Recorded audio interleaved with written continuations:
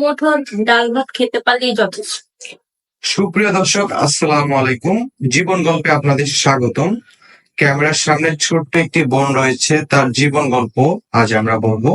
আসসালামু আলাইকুম আপু, ওয়ালাইকুম আসসালাম। কেমন আছেন? আলহামদুলিল্লাহ, আপনি? আলহামদুলিল্লাহ। আপু, আপনার নামটা কি?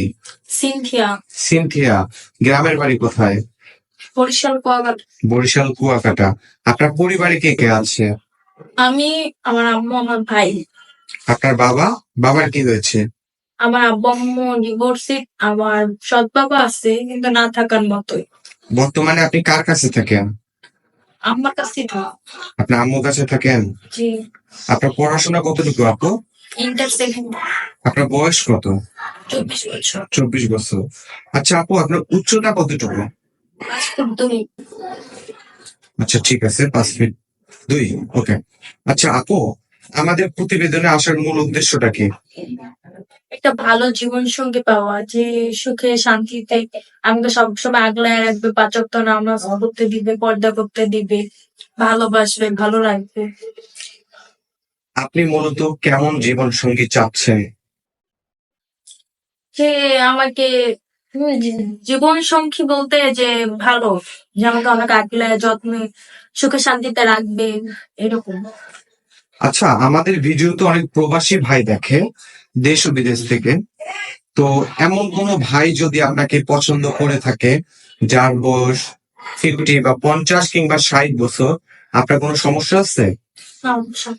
যদি তার কোনো অতীত থাকে, যেমন তার একটা বাচ্চা আছে বা ডিভোর্স হয়ে গেছে, এমন কোনো যদি লোক থাকে, তাহলে কি করবেন? তাহলে আমার কোনো আপত্তি নেই, কেন অতীত তো সবার থাকে। মানে ডিভোর্স হলেও কোনো সমস্যা নেই?